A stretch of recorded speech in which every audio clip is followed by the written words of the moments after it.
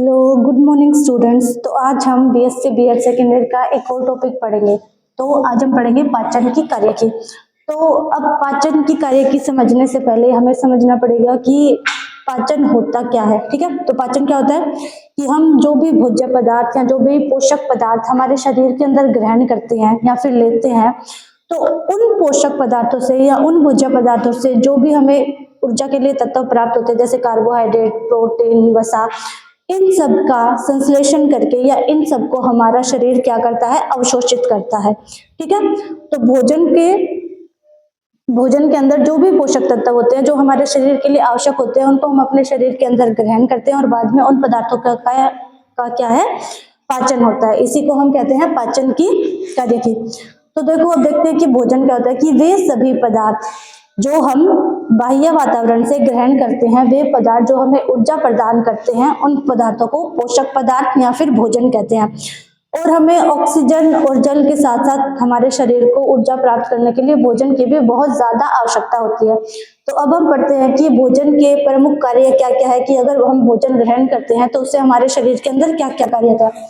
पहला है ईंधन के रूप में। अब ईंधन के रूप में कैसे, कि अगर हम देखो भोजन ग्रहण करेंगे और हमारे शरीर की जो भी क्रियाएं हैं, जैसे चलना, बोलना, हमारा खाना खाना, ठीक है, हाथ पैर चलाना, और हमारे शरीर के अंदर जो भी क्रियाएं होती है जैसे पाचन, उत्सर्जन, श्वसन, उन सब के लिए हमें क्या है, ऊर्जा की आवश्यकता होती है। और वो ऊर्जा हमें कहाँ से प्राप्त होती है, भोजन से। तो अगर हम भोजन ग्रहण करेंगे तो वो ही हमारे शरीर के अंदर ऊर्जा देगा और हमारे शरीर के अंदर एक ईंधन के रूप में कार्य करेगा, जिससे हमारे शरीर की बाकी सभी क्रियाएं होगी।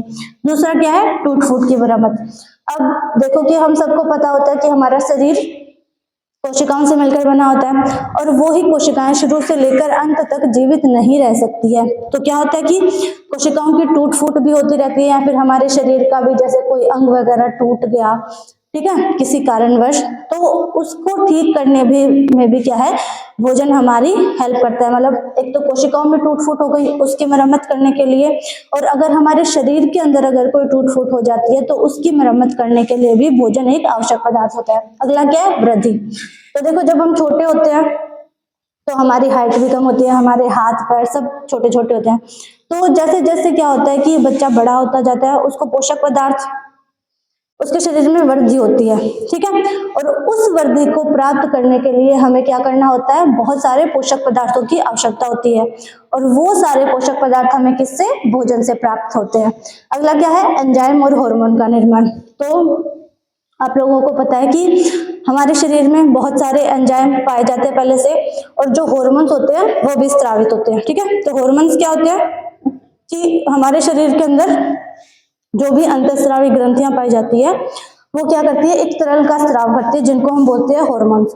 और ये हार्मोन्स क्या करते हैं, हमारे शरीर में होने वाली विभिन्न क्रियाओं को या हमारे स्वभाव को नियंत्रित करते हैं। ठीक है, तो भोजन के कार्य क्या क्या हो गए, पहला हो गया ईंधन के रूप में, मतलब हमें ऊर्जा प्राप्त प्रदान करेगा। दूसरा, टूट फूट की मरम्मत, जो हमारे कोशिकाओं में टूट फूट हो जाएगी उनकी मरम्मत के लिए। तीसरा, वृद्धि, हमारे शरीर की वृद्धि के लिए, हमारे आकार आकृति में वृद्धि करने के लिए। और अगला है एंजाइम्स और हार्मोन्स के निर्माण में। अब देखो, भोजन तो हमने पढ़ लिया कि क्या होता है, लेकिन अब हम ये पढ़ेंगे कि भोजन के अंदर कौन कौन से मुख्य घटक पाए जाते हैं, भोजन किन किन घटकों से मिलकर बनाता है।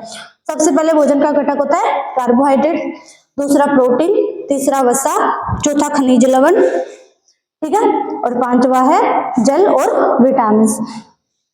ठीक है, तो भोजन के प्रमुख घटक कौन कौन से हो गए, कार्बोहाइड्रेट, प्रोटीन, वसा, खनिज लवण, जल और विटामिन। अब हम सबसे पहले पढ़ेंगे कार्बोहाइड्रेट के बारे में कि कार्बोहाइड्रेट क्या होता है, ये हमें कौन से पदार्थों से प्राप्त होता है, इसकी संरचना कैसी होती है। ठीक है, तो सबसे पहले कार्बोहाइड्रेट क्या होता है। कार्बोहाइड्रेट भोजन का एक प्रमुख अंग होता है। ठीक है, हमें हमारे शरीर को जो सबसे ज्यादा ऊर्जा है वो क्या है, कार्बोहाइड्रेट की सहायता से ही प्राप्त होती है। और जो भी कार्बोहाइड्रेट होता है वो क्या होता है, हमारे शरीर में CH2O की पावर N के रूप में उपस्थित रहता है। मतलब कि कार्बोहाइड्रेट के जो तत्व है, जिन तत्वों से मिलकर कार्बोहाइड्रेट बनता है, उसमें उनका सूत्र क्या होता है, CH2ON, CH2O की होल पावर N। तो इसमें क्या है कि कार्बोहाइड्रेट में जो भी तत्व होंगे उनमें जो हाइड्रोजन और ऑक्सीजन होगा वो उसी अनुपात में होगा जिस अनुपात में वो जल में उपस्थित रहता है। ठीक है, अब है कि आगे कार्बोहाइड्रेट के भी बहुत सारे भाग होते हैं। तो बेसिकली कार्बोहाइड्रेट 3 प्रकार का पाया जाता है, मोनोसेकेराइड, डाइसेकेराइड और पॉलीसेकेराइड। तो अब हम पढ़ते हैं मोनोसेकेराइड के बारे में। ठीक है, मोनोसेकेराइड बेसिकली क्या होता है कि ये जो कार्बोहाइड्रेट होता है वो जल में घुलनशील होता है और ये क्या होते हैं, स्वाद में मीठे होते हैं। ठीक है, तो जल में भी घुल सकता है ये वाला कार्बोहाइड्रेट, और जिस भी कार्बोहाइड्रेट मतलब जो भी तत्व होगा या जो भी भोजन होगा जिसमें कार्बोहाइड्रेट पाया जाता है वो क्या होगा, ज्यादातर स्वाद में मीठे होते हैं। इसमें देखो कार्बन के 2 से लेके 10 तक अणु पाए जाते हैं कार्बोहाइड्रेट में, मोनोसेकेराइड में। तो अगर उस कार्बोहाइड्रेट में कार्बन के 3 अणु हुए उनको हम बोलेंगे ट्राइज, अगर 4 अणु हुए उसको हम बोलेंगे टेट्रोस, 5 अणु को बोलेंगे पेंटोस, 6 को हेक्सोज। ठीक है, इस प्रकार से आगे चलते जाएंगे। तो बेसिकली मोनोसेकेराइड में क्या होगा, जो कार्बन के अणुओं की संख्या है वो होगी 2 से लेके 10 तक। ठीक है, तो अब हम सबसे पहले पढ़ेंगे कि मोनोसेकेराइड में जो पेंटोस शर्करा होती है। ठीक है, जो कि पेंटोस शर्करा कौन सी होगी, जिसमें कार्बन के 5 अणु होंगे। ठीक है, पेंटोस शर्करा जिसमें क्या होगा, कार्बन के 5 अणु उपस्थित होंगे। ठीक है, तो अब पढ़ते हैं कि पेंटोस शर्करा में कौन कौन से पदार्थ आते हैं। तो पेंटोस शर्करा में बेसिकली क्या आते हैं, डीएनए और आरएनए। ठीक है, तो डीएनए हमें पता है कि 3 भागों से मिलकर बना था, एक होती है उसकी शर्करा, दूसरे होते हैं उसमें नाइट्रोजनी क्षारक और तीसरा होता है फॉस्फेट समूह। तो जो डीएनए और आरएनए की जो शर्कराएं होती है उनकी शर्कराओं में क्या होता है, वो 5 कार्बन युक्त शर्कराएं होती है, इसीलिए उनको हम पेंटोस शर्करा बोलते हैं। यही कार्बोहाइड्रेट का भी एक भाग है। तो जो डीएनए की शर्करा हो गई उसको बोलेंगे डीऑक्सीराइबोस शर्करा, और जो आरएनए की शर्करा हो गई उसको बोलेंगे हम राइबोज शर्करा। ठीक है, पेंटोस का हो गया, 5 कार्बन हो गए और इसमें डीएनए और आरएनए की शर्करा आती है। अगला है अगर 6 कार्बन उपस्थित हो। ठीक है, कार्बोहाइड्रेट का कोई तत्व है उसमें अगर 6 कार्बन उपस्थित हो तो उस शर्करा को हम बोलेंगे हेक्सोज शर्करा। अब हेक्सोज शर्करा ये क्या होती है कि ज्यादातर जो कार्बोहाइड्रेट के अणु होते हैं उनमें हेक्सोज शर्करा पाई जाती है। तो इसमें 6 कार्बन उपस्थित होते हैं और इसका उदाहरण हो गया जैसे ग्लूकोज हो गया, फ्रक्टोज हो गया। ठीक है, तो ये सारे हेक्सोज शर्करा में आते हैं। अब क्या है कि जो ग्लूकोज है वो एक प्रमुख कार्बोहाइड्रेट है और ग्लूकोज का सूत्र क्या होता है, C6H12O6। तो इसमें 6 कार्बन उपस्थित हो गए, हाइड्रोजन के 12 अणु होंगे और ऑक्सीजन के 6 अणु होंगे। ठीक है, तो इसमें हाइड्रोजन और ऑक्सीजन के अणुओं का वही अनुपात है जो H2O या फिर जल के अणुओं में होता है। ठीक है, ग्लूकोज से हमें क्या होता है कि ग्लूकोज से हमारे शरीर को ऊर्जा प्राप्त होती है। ठीक है, ग्लूकोज हो गया और फ्रक्टोज हो गया। ठीक है, अब हम पढ़ते हैं आगे डाइसेकेराइड।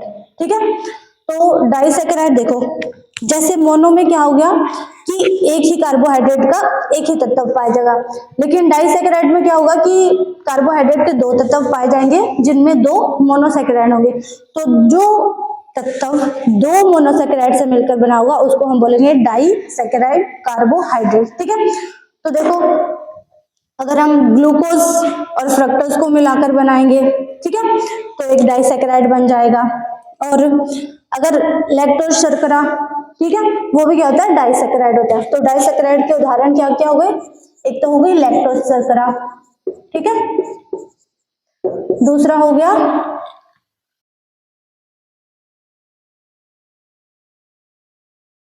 ग्लाइकोजन और एक और क्या हो गया, सुक्रोज। तो देखो जो लैक्टोज शर्करा है वो क्या है, दूध में पाई जाती है। ठीक है, और जो सुक्रोज है वो 2 ग्लूकोज के अणुओं से मिलकर बना होता है। ठीक है, तो ये हो गई डाइसेकेराइड शर्करा जिसमें 2 मोनोसेकेराइड कार्बोहाइड्रेट पाए जाएंगे। अब आगे है पॉलीसेकेराइड शर्करा। तो पॉलीसेकेराइड शर्करा में या फिर पॉलीसेकेराइड कार्बोहाइड्रेट में क्या होगा कि इसमें मोनोसेकेराइड कार्बोहाइड्रेट के बहुत सारे अणु आपस में एक बंध के द्वारा या फिर एक चैन के रूप में व्यवस्थित रहते हैं। तो बहुत सारे मोनोसेकेराइड के अणु मिलके एक बहुत लंबी श्रृंखला बनाते हैं जिसको हम बोलते हैं पॉलीसैकेराइड। पॉलीसैकेराइड के उदाहरण कौन कौन से हो गए? एक तो हो गया सेलुलोज, दूसरा हो गया स्टार्च, ठीक है।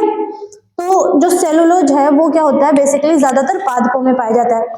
जो पादपों की कोशिका भित्ति होती है वो क्या होती है, सेलुलोज से मिलकर बनी होती है, क्योंकि उसमें पॉलीसैकेराइड कार्बोहाइड्रेट पाए जाते हैं। दूसरा है स्टार्च, तो स्टार्च भी क्या पादपों में पाया जाता है, स्टार्च पादपों में संचित भोजन के रूप में पाया जाता है, ठीक है। तो इसको हम बोलेंगे पॉलीसैकेराइड। और जो डाइसैकेराइड है, इसमें जो मोनोसैकेराइड इकाइयां होगी वो किससे, ग्लाइकोसिडिक बॉन्ड द्वारा आपस में बंधी हुई होती है, ठीक है, याद रखना। डाइसैकेराइड कार्बोहाइड्रेट में जो मोनोसैकेराइड इकाइयां होगी वो ग्लाइकोसिडिक बॉन्ड द्वारा बंधी होती है। पॉलीसैकेराइड में क्या होगा, मोनोसैकेराइड की बहुत सारी इकाइयां पाई जाएगी। तो देखो हमने क्या पढ़ा, कार्बोहाइड्रेट, ठीक है। कार्बोहाइड्रेट में क्या हुआ कि ये ऐसे तत्व होते हैं जिनसे शरीर को सबसे ज्यादा ऊर्जा प्राप्त होती है, ठीक है।